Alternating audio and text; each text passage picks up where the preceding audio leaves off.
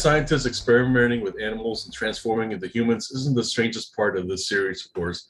We're talking about the island of Dr. Moreau and the different iterations and the more controversial 1996 version that was originally directed by Richard Stanley and starring Val Kilmer, but then it degenerates into a whole other story. I'm John Chang, Dan Edmonds. Hi there. The thing that, of course, is very relevant to nowadays, the fourth turning and stuff like that.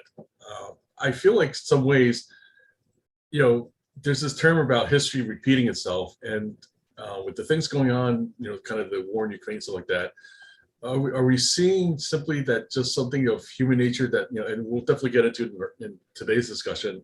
Are we seeing something that like is just part of human nature that we're just going to keep seeing repeating, endless war, or is, like can we kind of, do something differently at some point? Yeah, I mean, it's really interesting in terms of H.G. Wells's original, in terms of can we overcome our own kind of failings basically as a human race? Yeah. Because, this is post-Darwinism, where everyone started to think about how we've developed in a fairly linear way. In that we have this chart of monkeys to humans, and obviously we have this idea of sort of linear progression, and I've always wondered what it was that I found fascinating about particular science fiction movies rather than others. And we saw this with Dune, and this is this idea that actually society is cyclical to some degree, and the point I think H.G. Wells is making in The Island of Dr. Moreau and The Time Machine are that, things don't necessarily have to get better. They can go through periods of getting worse.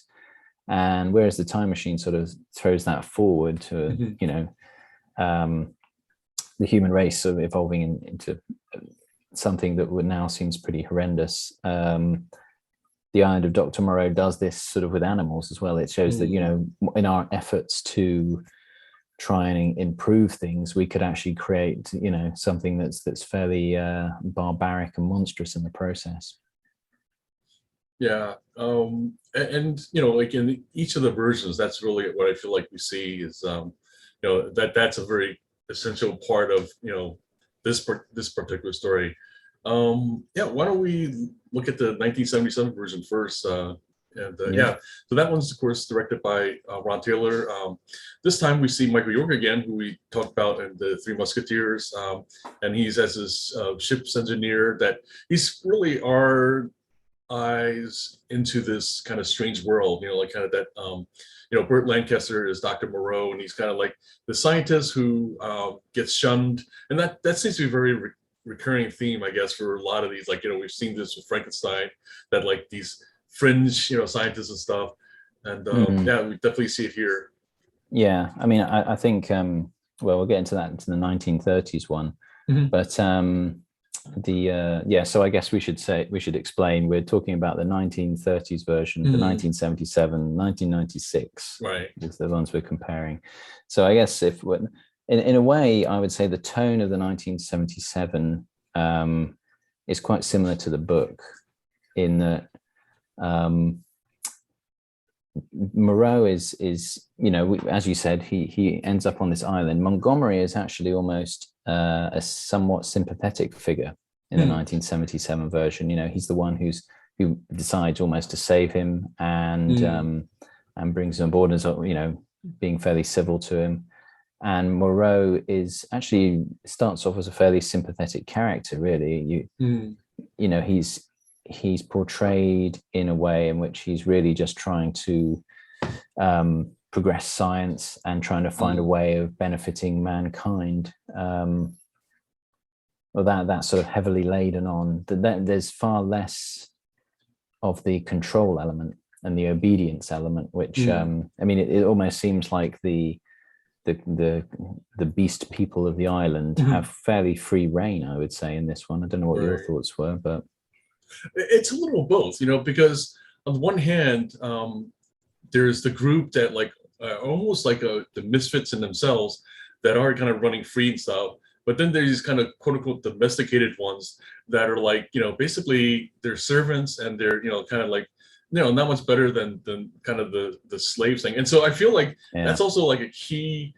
I don't know if Wells intended that enough, but there's a very kind of underlying metaphor or kind of like that. It's very similar to slavery, in the West Oh and yeah. stuff. It's in the book. It's pretty heavy actually on that, Okay.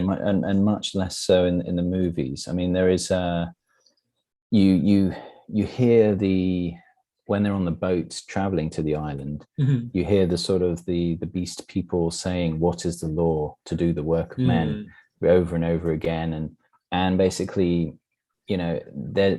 it's portrayed in this way that them obeying his laws is very dogmatic. And so to sort of be obedient is kind of a slightly more sort of, lesser way of thinking in a way. That's kind of how I interpreted it. And also the other bit that's sort of reiterated in the book is this idea that the sayer of the law is someone who lives in a cave. So these laws are made in darkness, so to speak, for, there's no kind of, it's not an enlightened kind of law. It's a law that's there to kind of sort of control people, and keep them in the dark, sort of literally and metaphorically in this. Yeah, I mean, I would say as well, it's kind of, what you sort of see is this idea of, I think he's playing with this idea of animal instincts, or our survival instinct is at some stage is what kept us alive, but ultimately ethics emerge out of society. So what's sort of happening in this movie is, or in this story, I should say, is that, you get the scientist who's not really obeying normal scientific ethical law, Right. and becomes, kind of like barbaric in his, treatment of the people. So he's sort of abandoning, and he's been sort of shunned from society in the process. So. Well, it's a little bit of also the playing God complex that we run to a lot Totally. with scientists, like which we Yeah. again ran into with Frankenstein. I can't also but feel like different times that there's this huge overlap with Planet of the Apes. I mean, it's just very similar kind of ideas. Yeah, I kind of got a lot of that as well from watching particularly the 70s one, because it did seem like, there's just this idea of a slightly an unruly mob that will eventually take over and overpower the sort of intellectual law of the land, so to speak.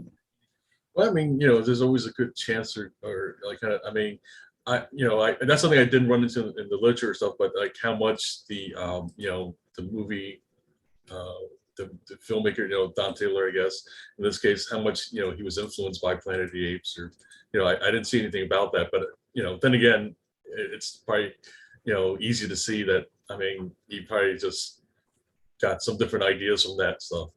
Yeah, well, I mean, I was thinking about this because I was trying to think what is the actual difference, because I mean, I think in the 60s you've got a lot of science fiction that is somewhat about fighting the power, rebelling against the man, and things like that.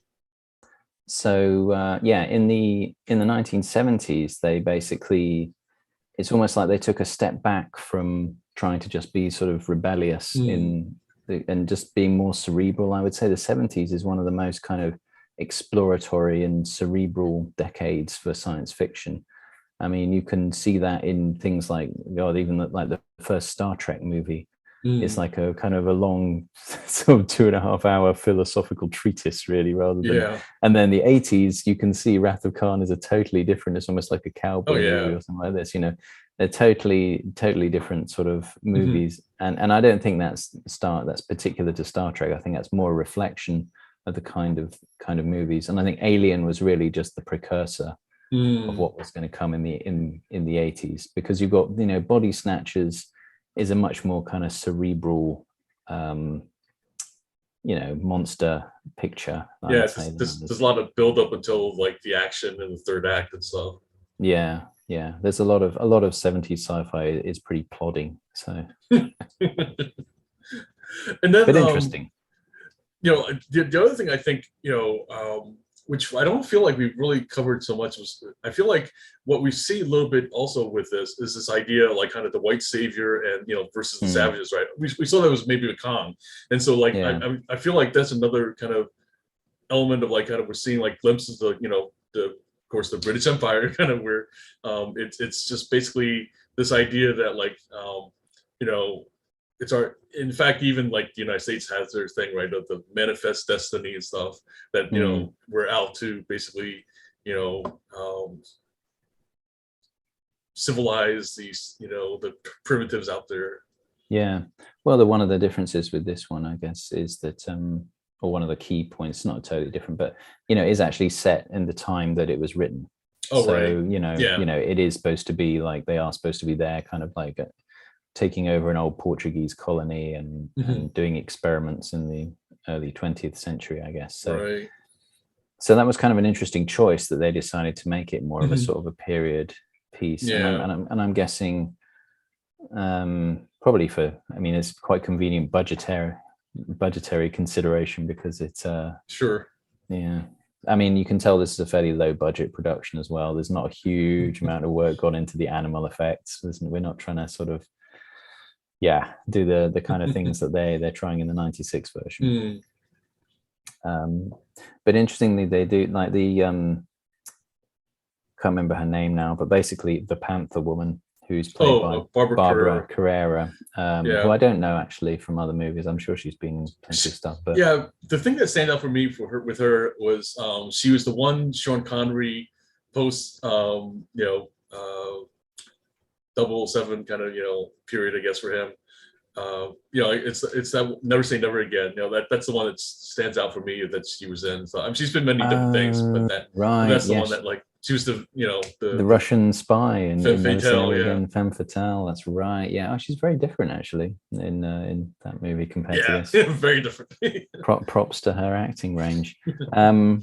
Yeah, and so, but I don't think there is no kind of Panther woman in the actual original book, or at Oh, least where I okay. got up to it. So that's kind of Mhm. I think basically that was a kind of introduced in the 30s version. Right, and then it just stayed on. That's interesting, huh? Like Yeah, it's something that's strictly in the movie world of yeah. Dr. Moreau. Like it's quite a short story. The H.G. Wells original, Mhm. really. But yeah, and it's actually written more like a Twilight Zone episode Oh, than it okay. is, because basically most of the story is him getting terribly upset by what he thinks is a doctor experimenting on people. Mhm. But then the big twist is that actually they're Ah, animals that he's interesting. evolved. Uh-huh. And sorry, as always, we should say spoilers not only for this, but basically for any other movie that we happen to think about at any one time. The thing I found was interesting was Braddock's transformation because he at first he's pretty much and again I feel like we sympathize with him that he's afraid of like kind of these beasts and stuff like that. And he's like kind of like he demands to kind of have the rifle. But then over time he really starts feeling sympathy and he really pities the creatures and stuff. And he Yeah, refuses to like there's the one particular scene that he refuses to hurt the one and stuff. But you know then like after like kind of that one tiger is killed, he feels the need again to have the gun and stuff. mm. Yeah. No, I say it's like they're trying to see it from all angles with this one. They're sympathetic for the animal people, and they're to some degree sympathetic to Moreau as well, I'd say. And we definitely also really see this idea. I'm trying to think of the other ones we saw that were euthanasia. I feel like the 70s is a time period where that's when it started becoming more of a topic and stuff. Yeah. This idea of a mercy death or death, kind of, and it's definitely it's something that like they kind of touch on pretty heavily in this one. Yeah. Well, I think one of the key things that drove the original story Mhm. was the what we kind of can may be hard for us to consider in this day and age is that when Darwinism and evolutionary theory came out, it suddenly made people different, made animals closer to people than they had otherwise thought about. It would have been, they're just lesser creatures, and Yeah. experimenting on them, treating them however they want, Right. is not an issue. Whereas when you start sort of looking at it through an evolutionary perspective, and you're trying to quantify, are animals conscious, and is doing vivisection, and the right thing to do. I mean, even Darwin was Yeah. pretty conflicted on that, and he sort of ended up saying, even though he finds it disgusting, it's still necessary to progress our knowledge. So Yeah. I think that's kind of one of these kind of new realizations of the horror of that, is kind of what H.G. Wells kind of tapped into, I think, with the original. Definitely. Yeah, I think that's a really great point, though, that I think it's actually seems like around the 70s that like PETA and like kind of there was a lot more people kind of advocating for animals' rights, and Oh yeah. yeah. Yeah, it was one of those, I would say, the 60s was kind of a bit chaotic, but the 70s was really where I think the some of the environmental stuff really sort of got some Yeah. traction. And then it kind of went away in the 80s, I would say. Oh, man. But yeah. But overall, I mean, I didn't really know I don't know Don Okay. Taylor as a director. I don't know if you know any of his other movies offhand. I think he was really just did a lot of stuff, in like kind of, television, and he actually did, kind of one of the Planet of the Apes movies, the Escape version and stuff, so it wasn't the ones we covered, Right. but yeah, I mean, it just, yeah, he's done quite a range of stuff. Not a huge director, I guess, but definitely, yeah, he, even was, in the 40s and 50s, apparently kind of did a lot of, acting, so he's probably one of those folks that like just progressed through the industry and stuff, and then, ended up in directing. He did the original Father of the Bride, which, at some point we may cover with the remake and stuff. So Right. that's an interesting kind of, connection that, yeah, or yeah, he was a star in it rather. So yeah. Right.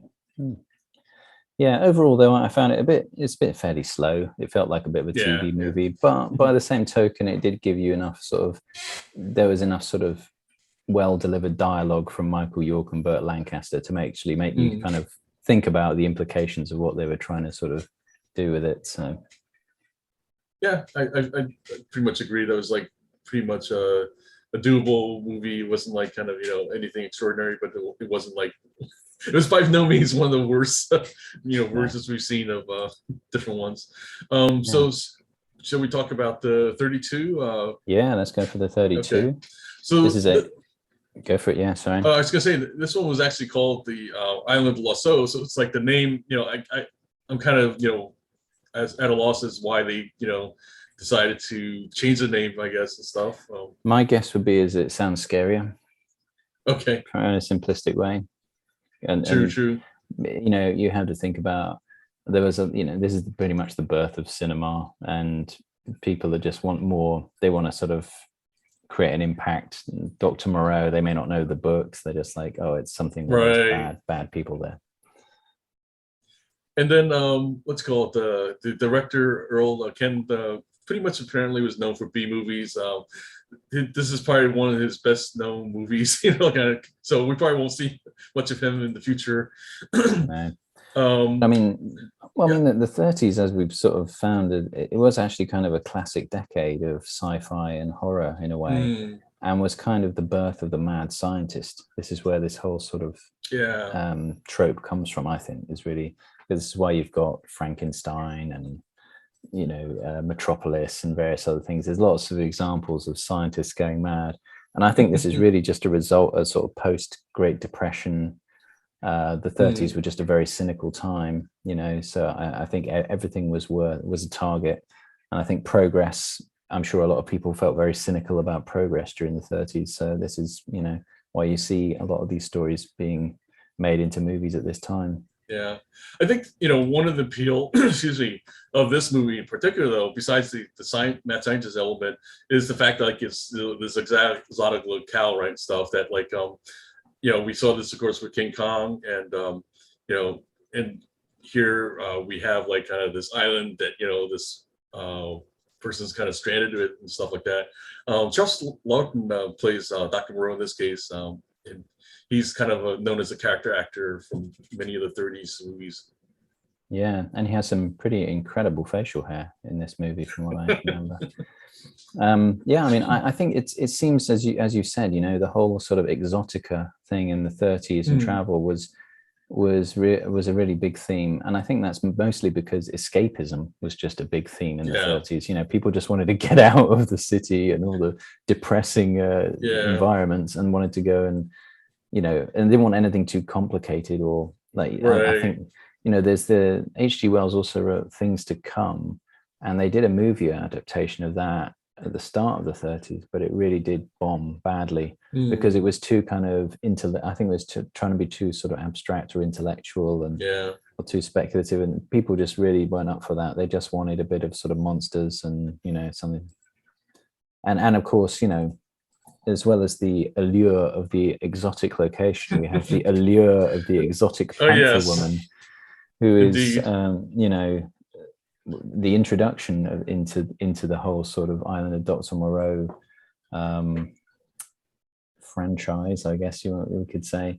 So, I mean, but this is really, I kind of think, a fairly cynical pre-code move from the movie directors, in that we have a woman who's kind of more or less being groomed as a sex slave, if you want to view it that way.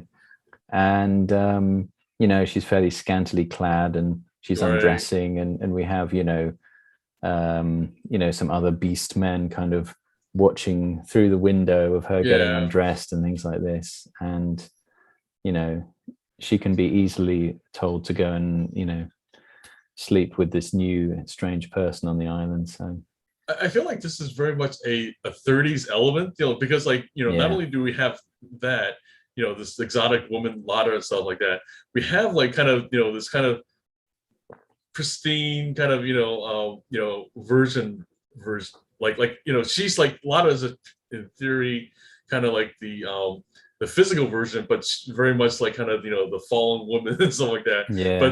But then on the other hand, we have Ruth, you know, who's like kind of, you know, the bride to be, and the virginal bride to be. Yes. And I feel like that's a recurring you know, we haven't talked much about different '30s movies, but I feel like we're going to see this again and again. Oh yeah. I mean, it's you know, the Lotta is basically obeying her animal urges and instincts, and hence becomes like the fallen woman, as you said, who ultimately has to be sacrificed towards the end of the movie.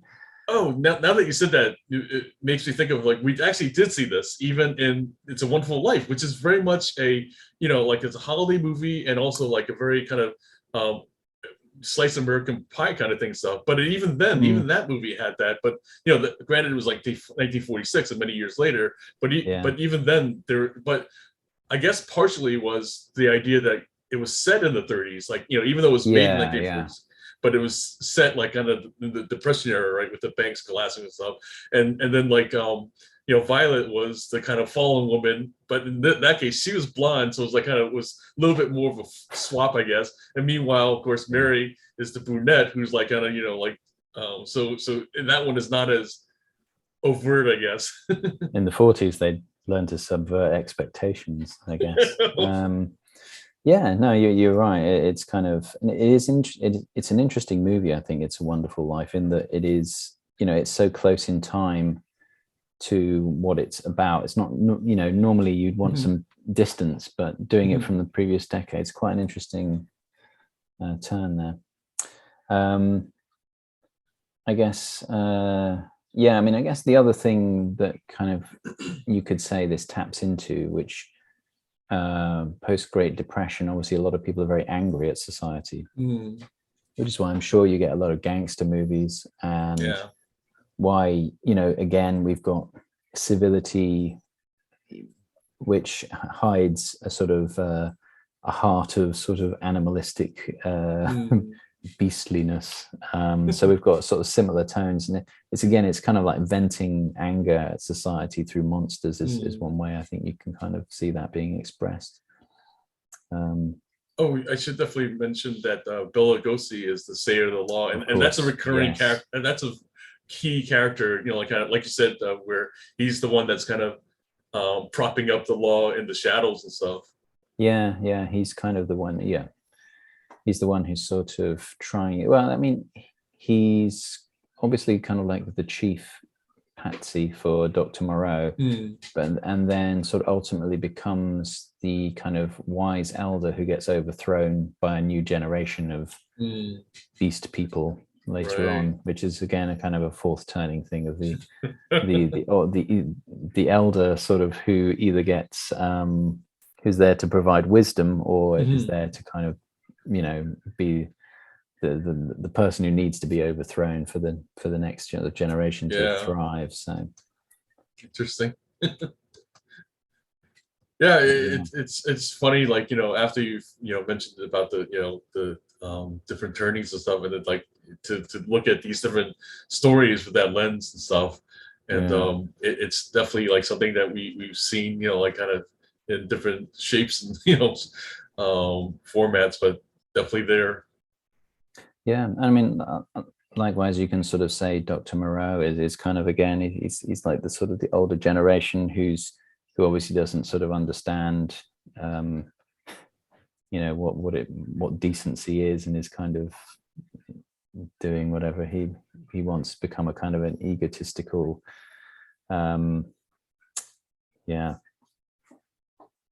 person who's abandoned all ethics, basically. So, and I think that's more obvious in the 96 one than I would say the 30s one, in a way. Apparently, like the British censors like really hard, like one of the things that really they objected to was this line about cutting a man, and like kind of Moreau saying how do you know what it like means to feel like God and stuff, that like so that actually, that element, like which is kind of ironic because nowadays, of course, we never mind like the portrait torn and stuff like that, but like like just these things are like kind of, it's more, I guess, the physical seeing it than like something that the person says that's more objectable, unless it's like and even then, like kind of I think like the amount of swearing words is no longer as much of a quota. Like in the past, like probably like from the 70s to 80s and stuff, the big deal was that like, oh, you could only have so many F bombs or so many other words and stuff. Well, I think that's a trend we're seeing reversing, actually, because I remember when I was growing up, very young, I guess, and seeing things in the very early 80s, you didn't really hear any swearing in kids' movies, and all of a sudden in the 80s, again, we saw the rules being broken by the boomer generation, and all of a sudden you could swear and move in kids' movies. And now we've really gone the other direction, and now you don't hear anything at all in kids' movies, or if they it doesn't seem to be an appetite for it either. It's like people almost complain about it now because they want something that more people can watch. In a way, we're kind of going back to because it's funny, in a way, in the 30s you would have had entire families going to the cinema because it was such an event. Now media has to be family friendly because it's being watched on various different devices in the home, and you can never really predict where people are going to be. So it's funny, the same totally different environment, but it's producing the same kind of outcome for media. Right. Yeah, I mean, it's funny how different times that's such a huge effect is, like kind of there's this expression about the medium is the message, or maybe I'm getting it the other way around. So, but it's just, no, you're right. But it's just, but it's interesting how that's so much of, like it's not just simply, kind of the content, but also like kind of how it's delivered really affects like kind of, people's attitude towards it, and kind of, or how it's like kind of, handled, like you said. Yeah. Well, obviously there's so in terms of sort of breaking down culture and it kind of falling to pieces and sort of being rebuilt, the 1996 one, I'd say, is probably as good a time as any to get into this one.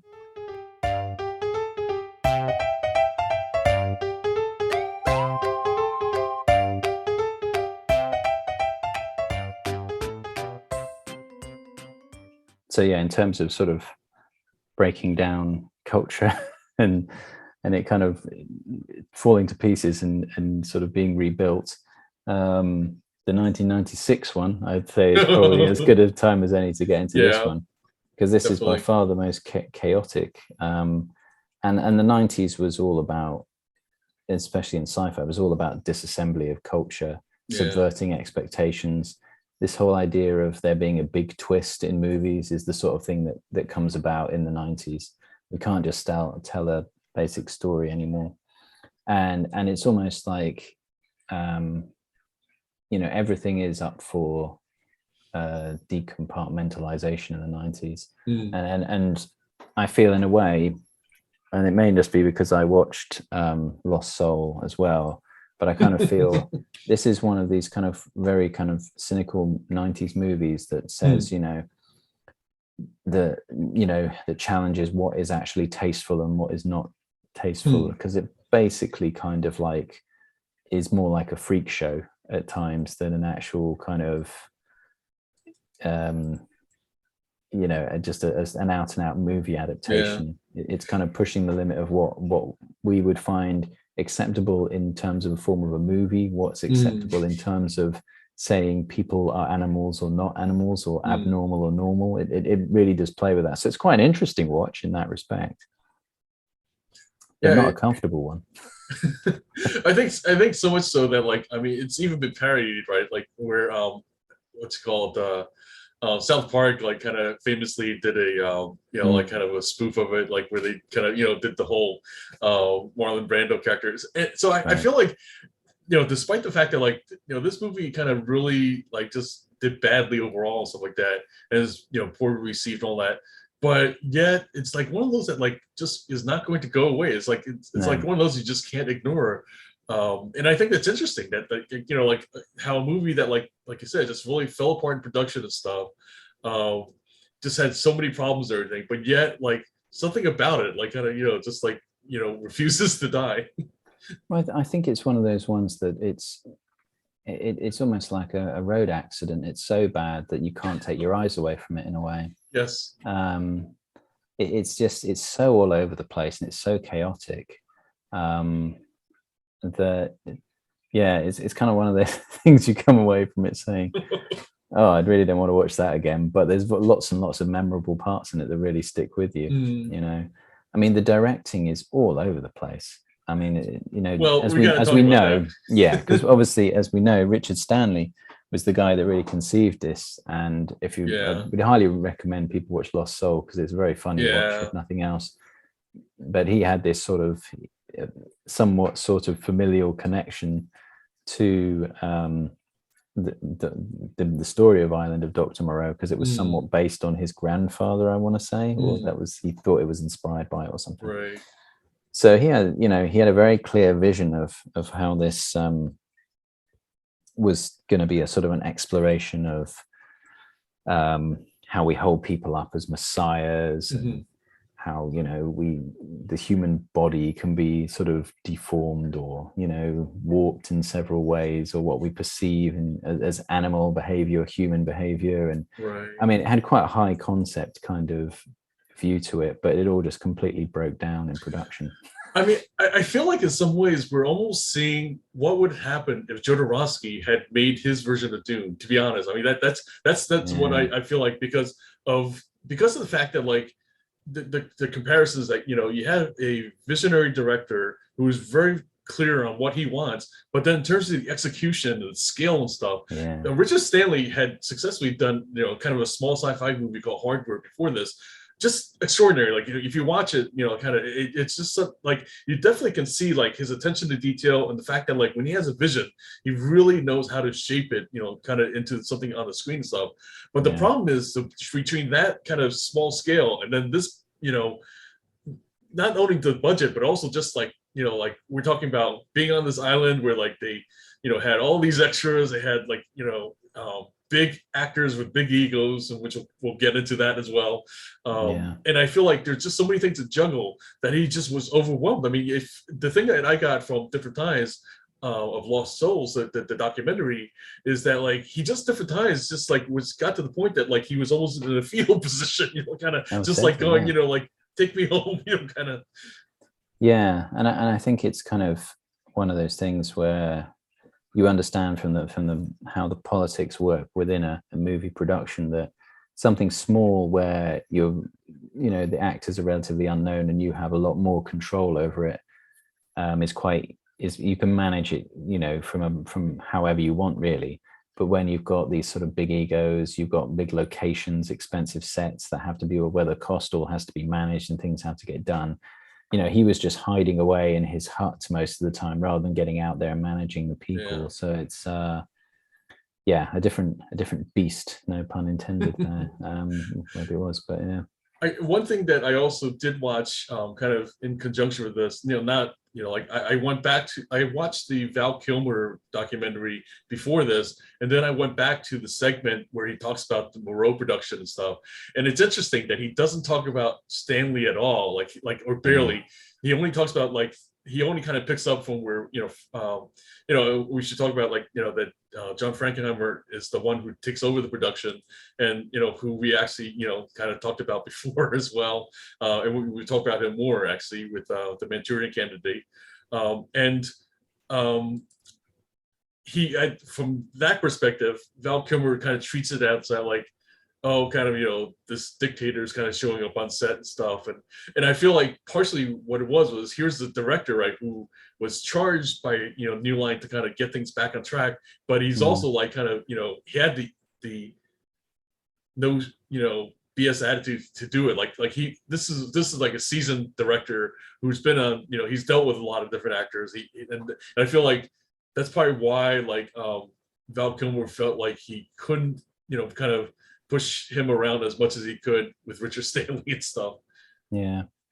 I mean, it's interesting though that if Val Kilmer's performance is what Frankenheimer was going for, it's a very odd one, because basically, I mean, it seems like every scene Val Kilmer's in, he's there trying to kind of subvert your expectations, which gets pretty tiresome. He's kind of like there turning up in a sarong with a flower in his mouth, and then he's like there trying to put it in his pocket, or he's sort of taking drugs or doing other sort of generally weird things, being kind of vaguely effeminate, and which is actually the 90s code for sort of dangerous madness, is basically if you're slightly gay. That means that's how people seem to portray it during the 90s. And he's basically, I mean, after his sort of introduction in the first sort of half of the movie, you really don't see much of him, and then he kind of turns up as kind of a drug-addled thing, because of course the 90s were all about drugs as well, so it becomes kind of like a message about him, sort of how we're being controlled by drugs, which is Montgomery's kind of character, more or less. Well, I think it's also like production-wise, I think Kilmer just like really like he was just kind of there when he kind of felt like he was kind of cornered and stuff at that point, like kind of when Frankenheimer. And I think to his credit, or to his like kind of I think that he also had the expectation that like, wow, I get to work with Marlon Brando, which we haven't talked about yet, but we're going to soon, I guess. But then it turns out to much like not very much like kind of this mentor kind of exercise I think he was hoping for and stuff. I think what's funny is that he ends up just basically doing an impression of Marlon Brando doing an impression of an Englishman towards the end of the movie, which is really ridiculous. Also, when you consider the German actor does a very good impression of Marlon Brando during Lost Soul, and also Fairuza, what's he called, Bulk? Bulk, yeah. Yeah.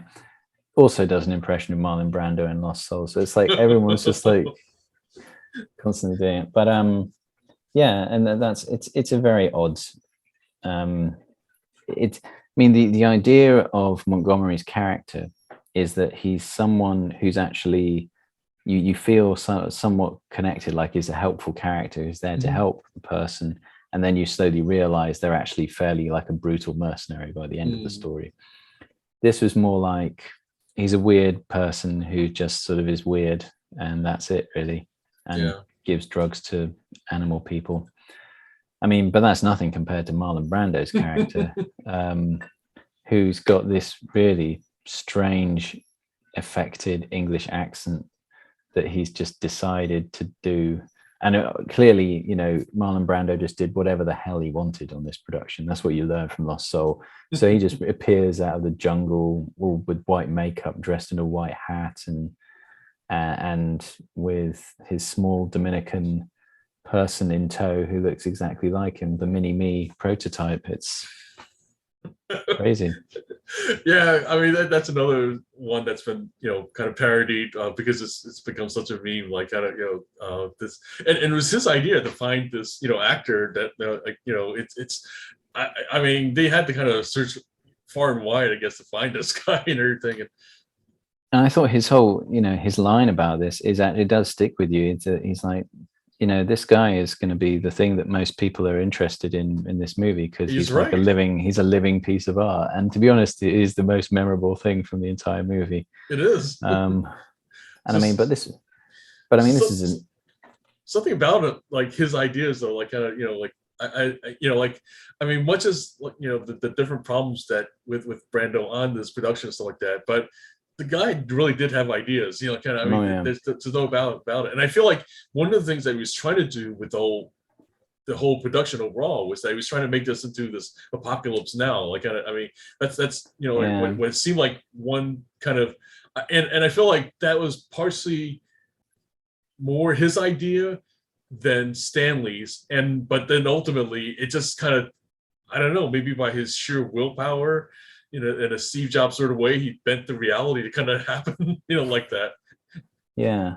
I mean, he does add there's something very different about his Dr. Moreau that really makes it really gets under your skin. And Hmm. that is that he starts off. So the key difference with this and other versions is that rather than a whip or just sort of mental servitude of the beast people, this one he has a small device that basically electrocutes Hmm. all of the animals. So this again is kind of ties back to the horror of how we kind of treat Hmm. animals and things like this. But in a way, he starts off as a much more dislikable character, but then you actually see he's very sympathetic and actually cares individually for each of the people he creates and describes them as Right. his children. And Yeah. it's this strange sort of close kind of nurturing almost relationship with these like very visually abnormal people Hmm. that makes him kind of a very disturbing kind of character in a way. That's what gives him a different dimension from, say, the more cool intellectualized version that Burt Lancaster had, or you know, the original who's just a sort of a mad scientist in the Hmm. 30s. Yeah, absolutely. Yeah, you do kind of. I agree that like it is kind of a twisted parental relationship, Yeah. and it's absolutely like kind of. I feel like that's like a Brando fingerprint on the whole thing. That like I don't know. I didn't get the sense that like Stanley had that in mind, but I feel like kind of like Brando kind of just again kind of bent it towards like kind of his vision and stuff and his will. Well, I think it reflects life. I mean, his life. I Hmm. mean, if you saw what happened, I don't know if you, it's only hinted at in Lost Soul, but basically his daughter committed suicide just Hmm. before, you know, this movie is made. Oh. And the reason she committed suicide was because, if I'm remembering this correctly, Hmm. her husband to be was supposedly beating her, and Hmm. Brando's other son confronted him about it and shot him. So Oh. now you've got like a kid who's dead and a kid in jail in the Hmm. space of a few weeks. So I'm Mm. sure he then thought about, like, you know, what is it we're doing about, you know, are we raising animals that are, you know, or are we raising humans? And, you know, Yeah. he brought down that. So it wouldn't surprise me at all if this is all kind of connected. But it's amazing that he could Yeah. actually, after that, go on and do a movie production and also kind of channel this into it in a way. It's kind of Right. in its own sort of ridiculous way. It's quite an amazing performance. Yeah. And that's what's I think really ironic. It's like kind of like again, this movie is like kind of really lampooned and kind of really treated as like kind of like this mess that it became and stuff, but yet it just has like these different things. And I think that's going back to the original discussion. I feel like that's partially why like it sticks with you, because like in the mess there's like these little nuggets of Mm. gold that like just I did yeah I totally forgot about that, about like his backstory. And it really, I think, yeah, shows like kind of that like despite how Brando was kind of treated as a joke in some ways, in like kind of Lost Souls, and kind of how the other actors kind of were reacting and stuff like that. But yet, like the guy, is and was an artist, and like kind of he definitely, like besides of course kind of on the waterfront and other kind of things and stuff, he just is just still an icon on American cinema. Like never mind of course The Godfather and stuff. Yeah. Yeah, and you wonder what it, and again, as we go back to this whole thing of like kids of stars and what their upbringing must be Mhm. like, but you kind of get a little hint of that with Fairuza Balk's character as Oh, the right. Panther one, because she's there. This her real sort of crisis is that she's obviously turning back, she's regressing into an animal, Mhm. and she can't has this real conflict of why she isn't like a normal human being. Mm. She can't understand why she's not like her father in a way. Mm. So and that sort of speaks volumes for what I'm sure it must be like to be the kid of a Hollywood legend. It's like, how can you Mm. ever possibly live up to that? It's but yeah, it's again, it was a very memorable moment, that where she's sort of confronting him about it. And apparently that was like a spontaneous thing that like Really? like that's one thing I got from was that it wasn't something that was, I don't know about the scripting of it, but like it was just Mm, something that they came up with. Part of it was like even the ice bucket on the head, on the hat and stuff yeah, like that. That was like totally Brando. I mean, that was not like something that like that's was in the totally script and stuff ridiculous. like Yeah. that. And yeah, it was just like this ridiculous thing and everything. And I think I think always sometimes it just depends on how you view these kind of changes or how you massage them as to how they come across in the movie or how you work with it. Maybe Richard Stanley would have worked with that a little more, kind of, you know, made it make more sense in terms of the narrative. But if your director's already thinking that this guy's in a nutcase for having an Mhm. ice bucket on his head, then it's just going to come across like that when you Yeah. film it, because you're not going to know how to make it Mhm. part of something that actually makes sense to the and I think that's the problem, definitely the problem with something as sort of off the wall as the original story that obviously Richard Stanley Mhm. came up with for Dr. Moreau, because Frankenheimer basically just didn't know what half of it really meant or what it was Mhm. analogous to, and so he didn't know how to emphasize the bits that were important and bits that weren't, which is why it comes across, I think, as such a mess. Yeah, I probably would have hated to be the editor for this movie. Oh, Imagine right. imagine like the footage that and that's the other thing too, is like you wonder what like kind of just was on the cutting room floor, and then like kind of Yeah, like what would the picture look like if like that was reassembled like kind of by Richard Stanley, and yeah, like yeah. kind of, I mean, this is of course way before like kind of I mean, just the idea like with the Justice League, like cut, this Mm, Zack Snyder cut and stuff. That's something like back in the '70s, people would never have even, or the '90s rather, would have never even like kind of imagined. Like yeah. there was no kind of fan demanded, kind of version and stuff. I mean, it's funny. Like I mean, I watched I know I don't want to get too sidetracked, but there was this whole fuss about the Zack Snyder cut of Justice League. I watched it and I just thought it's like a slightly longer version of the original. I really didn't see what was so amazingly different about it. But yeah, I mean, I think it would have been a good exercise to have him there. I mean, I think what's interesting for me is the fact that you've got a story that's ultimately about societal kind of breakdown on an island, Mhm. and that's exactly what happened on the set. All the extras were Right. taking drugs, sleeping with each other. The director was like living in a village downstream and then ends up as an extra in his own movie. It's Right. even more ridiculous. And you've just got people who won't come out of caravans to act until it's just, yeah, totally And mad. one thing we got to mention that like partially it's ironic we only at this point talk about him too, that David Thewlis, who's kind of plays the central character for us, like Mm, he's in this case the audience surrogate as Edward Douglas and everything. mm. um he's actually somebody who like not only was originally not cast, like kind of, I mean, he was Rob Morrow from Northern Exposure was the Right, original yeah. character, something like that. and and he actually is a not only an excellent actor. We'll actually see him again if we kind of ever cover the Fargo series and stuff like that.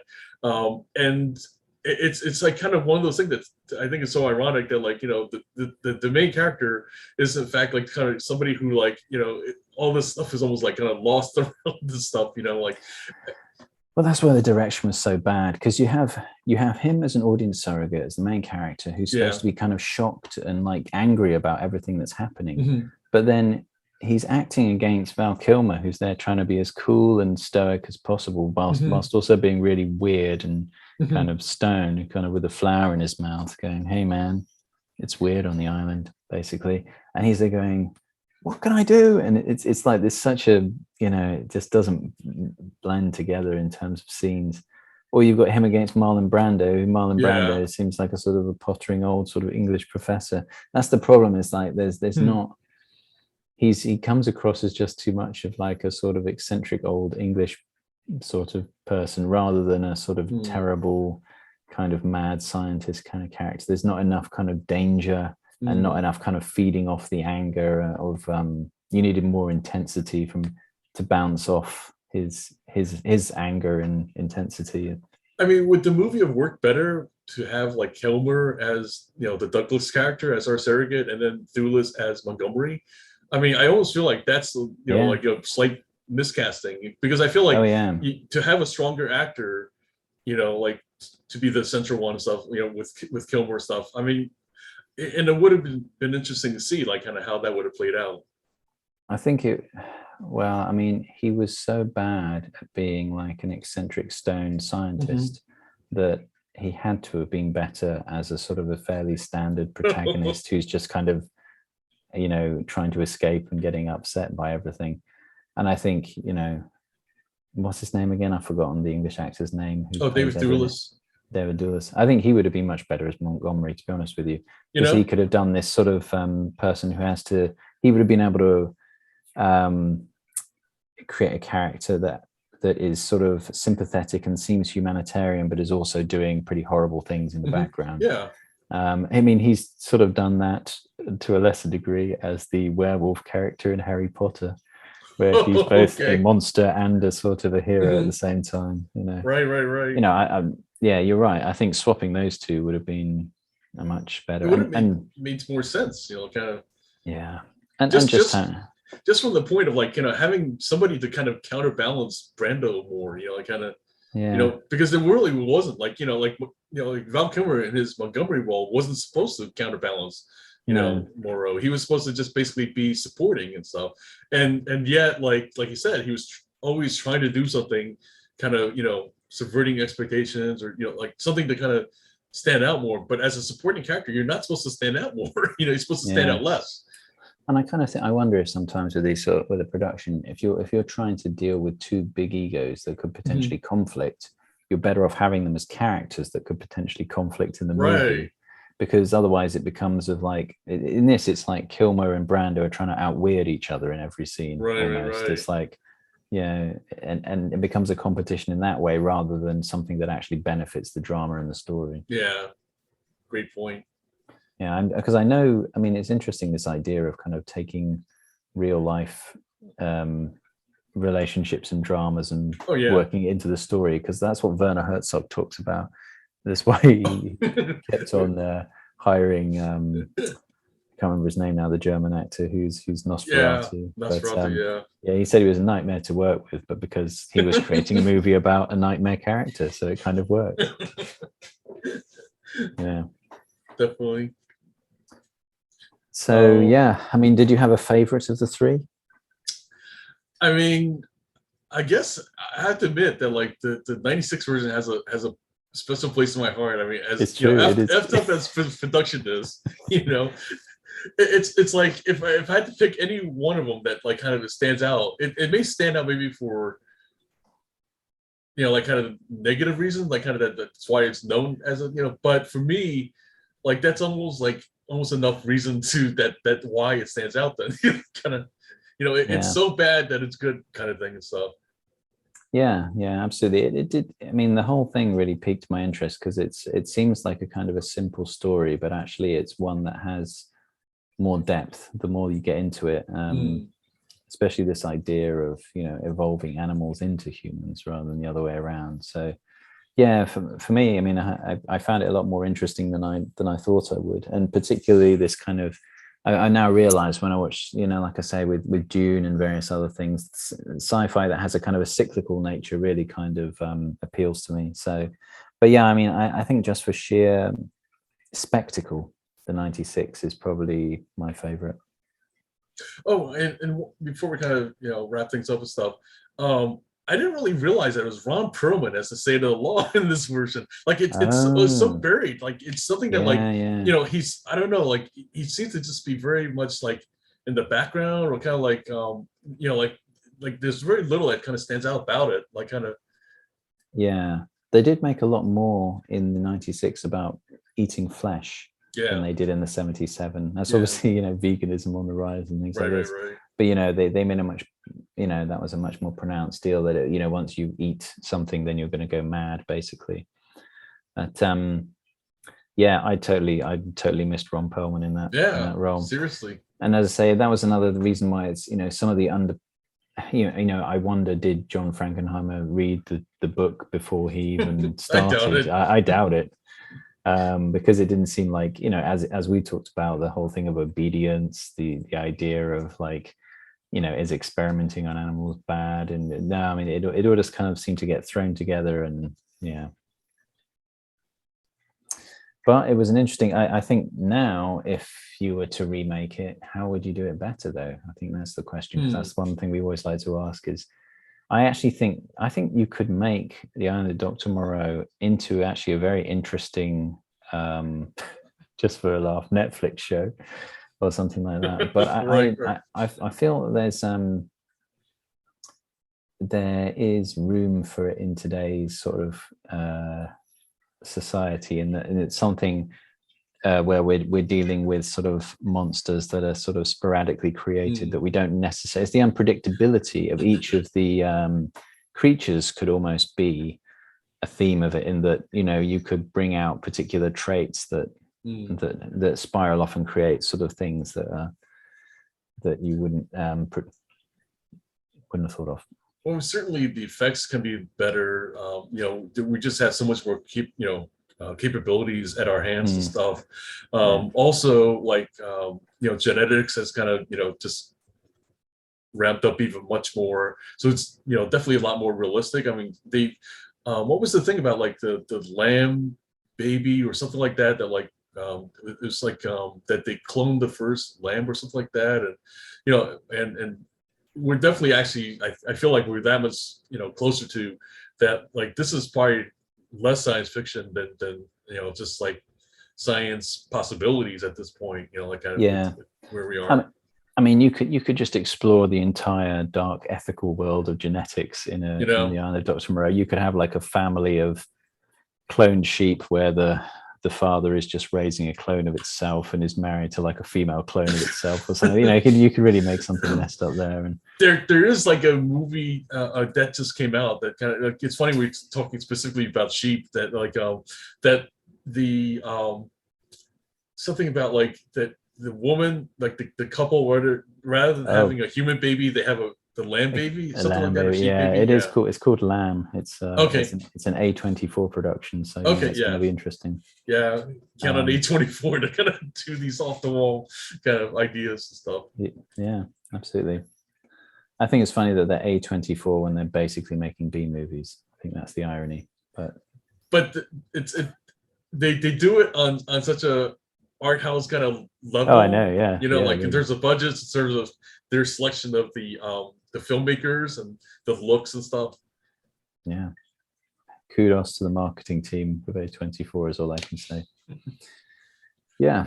The other thing So I feel like we're even now seeing in the current events and stuff is that to explore this idea about human versus animal nature, that like mm, that as vast as we think we are and stuff, there's something about us that like we you know um you know the kind of very crass way to say it is that, like, we behave like animals and stuff. But I think it's also a statement about how, like, despite how far we've gone in terms of technology, civilization, all that kind of stuff, we haven't really suppressed, like, kind of, our different aggression and the things that, like, because, let's face it, like, I feel like one of the things of Vulcans in Star Trek is showing this idea of that, like, what would we be like as human beings if we were purely logical?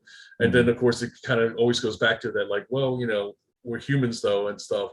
And so, like, kind of not only can we not really go that way, but maybe we shouldn't, like, kind of, but then the counterbalance to that is this idea of, like, okay, so what do we do with this thing called human nature, that has a part of it, very animal, instincts and stuff. Yeah, absolutely. Yeah, I mean, I think you're right. There's a lot of themes you can play with, and of course, we're learning more and more that the level of consciousness and learning abilities of animals is probably a lot greater than we can appreciate as well. So there's a lot of potential. I think I would embrace just like Marlon Brando with his abnormal children. I would embrace a Dr. Moreau remake made in this decade. I feel like it's coming, and it would be really interesting to see how that would look in the right hands, though, and stuff. Yeah. Would Richard Stanley be the right hands? I don't know. And maybe not as a J.J. Abrams project. I mean, like, I think, God. I'm fine with, like, kind of how Lost ultimately, kind of passed on and stuff, and let's leave it at that. Let's not, bring J.J. Abrams back to an island. Yeah, no, that's fine. Anyway, so I guess, are we going to carry on our theme of revisiting 30s movies in modern remakes? Because we've got, I think, Superman and, of course, Batman has just been released. Yeah, I think definitely Superman would be a great next one, not only because of that idea, and we've been wanting to explore superheroes, but also Marlon Brando is in the main remake and stuff, ironically, and he's very different in that one. This is many years before Dr. Moreau, and then only slightly ahead of Apocalypse Now and stuff. Still somewhat of a mad scientist, though. Yes, to be fair, but no, I look forward to it. So once again, I'm John Shane with Dan Edmonds, and we will see you at the movies.